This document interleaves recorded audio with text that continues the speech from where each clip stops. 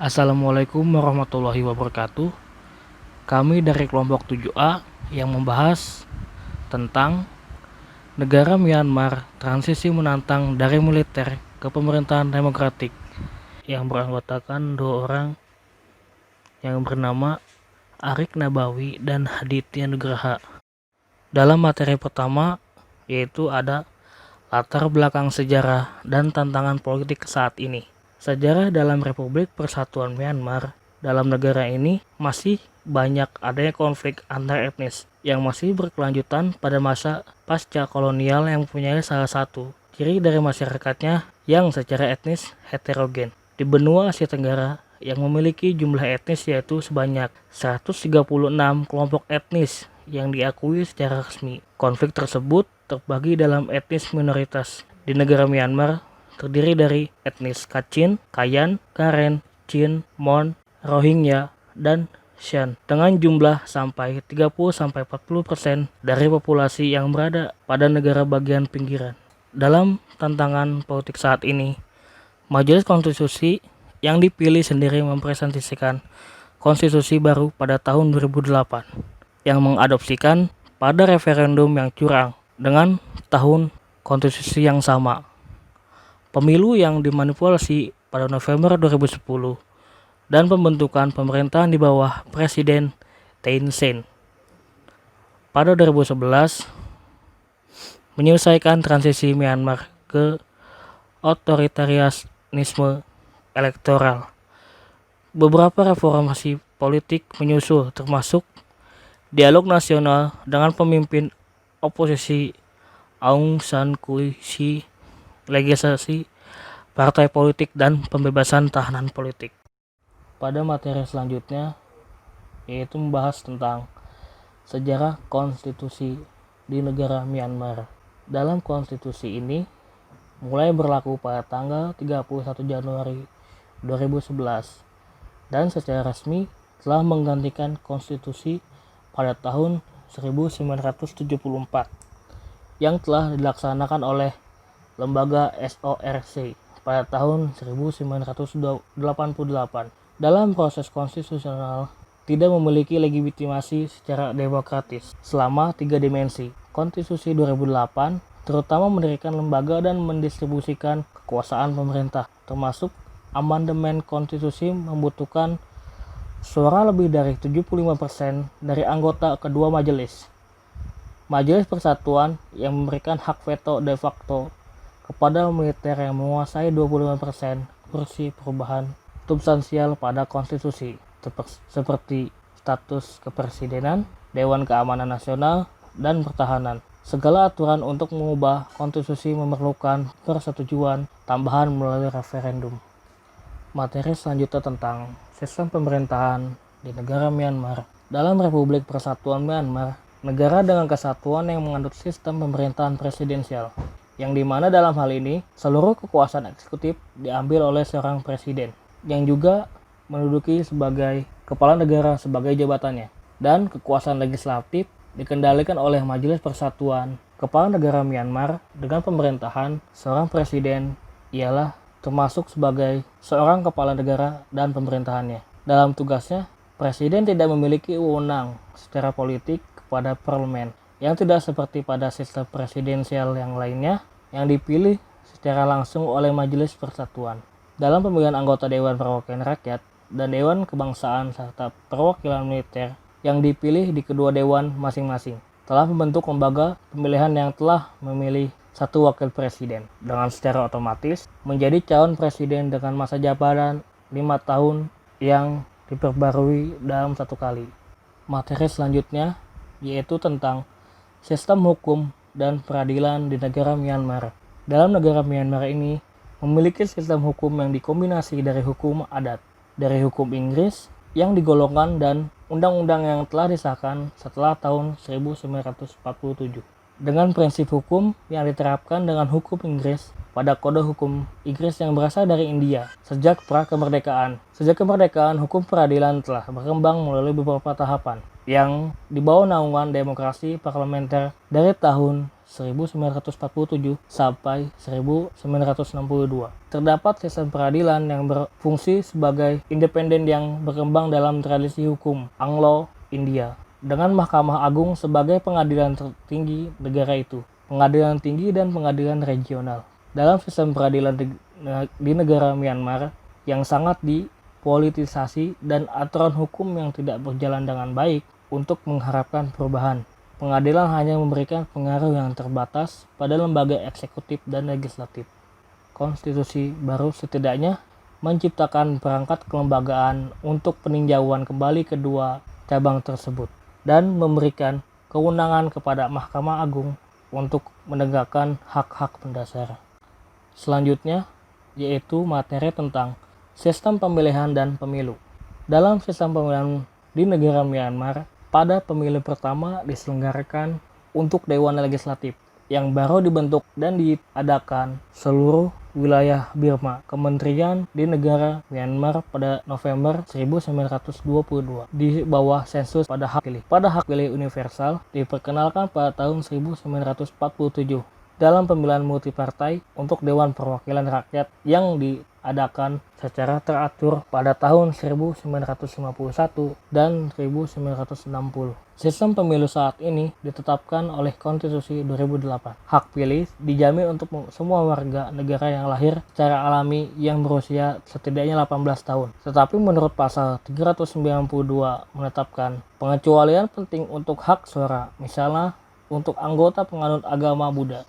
Sementara Komisi Pemilihan Umum yang bertanggung jawab atas pendaftaran pemilih serta mengatur dan mengelola pemilihan anggota Parlemen Persatuan dan Parlemen Negara bagian daerah pemilihan lokal yang berada di bawah lingkup Departemen Administrasi Umum yang diatur oleh militer. Materi selanjutnya adalah partai dan sistem partai. Partai FPL merupakan partai gabungan dari Tentara Nasional Burma atau Myanmar, Partai Komunis, dan Partai Revolusi Rakyat. Pada tahun 1960, Partai AFPL terpecah menjadi dua fraksi, yaitu Stable AFPL yang dipimpin oleh Tentara Nasional dan Clean AFPL dari Perdana Menteri. Kemudian pada 1962, penguasa baru membubarkan semua partai dan membentuk Buddhist Socialist Program Party atau BSPP. Setelah pemberontakan 888 SLORC menggantikan BSPP dengan Partai National Unity Party dan mengizinkan pendaftaran partai politik yang lain. Pada tahun 2008, pengesahan konstitusi dilakukan dan partai pemilu mendapatkan kembali peran sentral dalam politik Myanmar.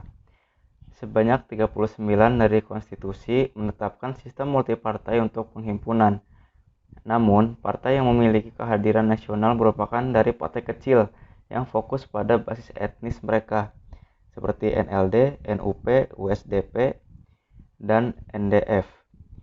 NLD merupakan partai etnis, sedangkan UP dan USDP merupakan partai pro-militer, dan NDF merupakan partai pergerakan dari mahasiswa pada aksi 1988 atau pemberontakan 8888. Selanjutnya yaitu administrasi negara.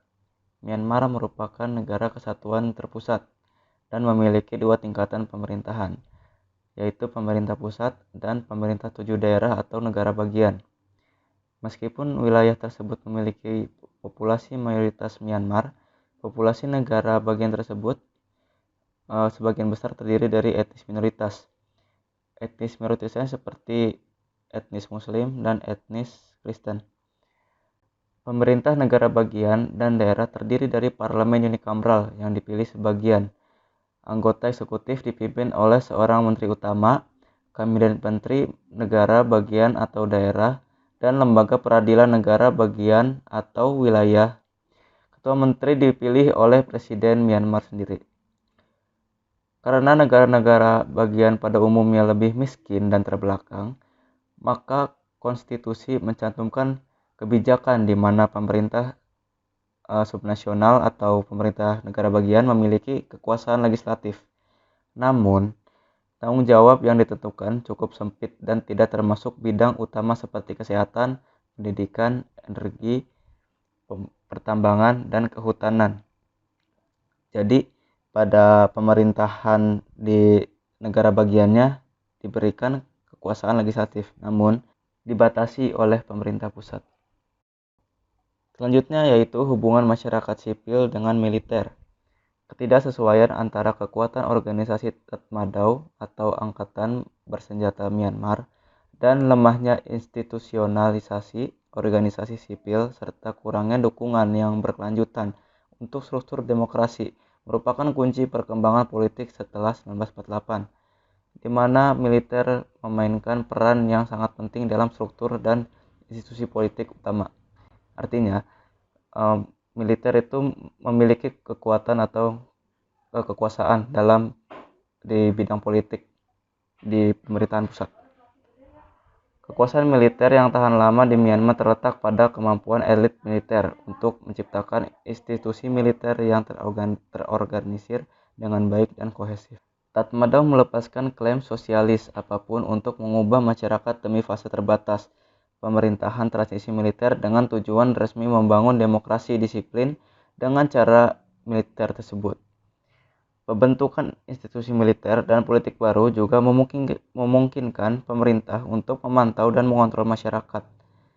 Setelah mengambil alih kekuasaan pada tahun 1988, SLORC menciptakan struktur kelembagaan baru yang memperluas kendali militer langsung dan penuh atas sistem politik. Militer mencoba untuk meningkatkan hubungannya dengan penduduk yang lebih luas melalui persatuan solidaritas dan asosiasi pembangunan. Namun, militer memainkan peran penting untuk indikator politik penduduk, pembentukan unit paramiliter, dan melakukan penindasan terhadap para pembangkang politik. Kemudian, materi budaya politik, masyarakat sipil, dan sistem media. Struktur masyarakat sipil di Myanmar secara tradisional ada di tingkat lokal dalam sekelompok agama. Muncul dari kegiatan kesejahteraan sosial yang diprakarsai oleh Buddha dan Kristen yang berfokus pada pemberian layanan sosial. Asal-muasal masyarakat sipil modern dipahami sebagai lingkungan perantara organisasi sukarela yang secara publik mengartikulasikan dan mengatur kepentingan, nilai, dan tuntutan masyarakat secara otonom dari negara yang muncul pada zaman kolonial. Transisi dari pemerintahan militer menuju tatanan politik yang tidak terlalu represif sejak 2008 memicu kebangkitan kembali aktivitas masyarakat sipil di Myanmar. Meskipun ini adalah konsekuensi yang mungkin tidak diinginkan oleh militer. Selain itu, masyarakat sipil domestik semakin terhubung dengan pembangunan internasional dan komunitas berbasis hak. Legalisasi serikat pekerja independen, perlindungan yang lebih baik untuk kebebasan berkumpul dan berserikat, penghapusan sensor, dan pembentukan Komisi Hak Asasi Manusia Nasional dan Dewan Pers Nasional adalah hasil nyata dari reformasi baru-baru ini. Nah, yang terakhir ada pandangan. Kegagalan institusi sipil untuk mengintegrasikan etnis minoritas dan pemberontakan di pinggiran memberikan motif dan kesempatan untuk intervensi militer dan pemerintahan jangka panjang Tatmadaw atau Angkatan Bersenjata Militer. Pada saat yang sama, strategi militer untuk membangun negara yang memaksa telah merusak institusi sipil negara dan semakin mengurangi kepercayaan antara etnis dan hubungan pusat dengan negara bagian. Infrastruktur publik yang lemah, kemiskinan ekstrim yang meluas, dan eksploitasi sumber daya alam Myanmar oleh sekelompok kecil penerima manfaat rezim akan menghalangi transisi komprehensif menuju demokrasi konstitusional. Namun demikian, sistem politik negara jauh lebih tidak represif dan memberikan lebih banyak ruang bagi partai politik, masyarakat sipil, dan media serta lebih banyak otonom bagi etnis minoritas dibandingkan pada titik manapun dalam 5 dekade terakhir. Fakta bahwa konstitusi dirancang untuk tidak mungkin diubah tanpa persetujuan militer adalah tindak realistis. Strategi militer yang memaksa untuk membangun negara memiliki dampak kerusakan institusi sipil negara dan semakin berkurangnya kepercayaan kelompok etnis dan hubungan antara pusat dan negara bagian. Hal tersebut menimbulkan banyaknya otonom dari negara bagian, sehingga sulit untuk menstabilkan politik dan mendamaikan antar etnis. Dengan ini dapat disimpulkan dari materi yang kita paparkan, yaitu rezim militer di negara Myanmar menjadi suatu tantangan bagi negara dalam melakukan transisi ke sistem pemerintahan yang demokratis. Institusional sipil dan gerakan demokrasi yang melemah membuat rezim militer muncul pada tahun 1948 dengan kehadiran partai-partai militer yang besar. Selama beberapa tahun, partai politik pro-militer memenangkan pemilihan umum di negara Myanmar. Namun sayangnya, partai politik itu dapat terbilang rendah dalam menganut dan menjalankan sistem demokrasi, sehingga menimbulkan sistem demokrasi yang abstrak pada etnis. Partai kesulitan dalam memenangkan pemilu untuk menjabat sebagai pemimpin politik negara, dan sebagian besar hanya menjadi pemimpin politik daerah dan negara bagian. Itu saja yang bisa kami sampaikan, kurang lebihnya mohon maaf. Wassalamualaikum warahmatullahi wabarakatuh.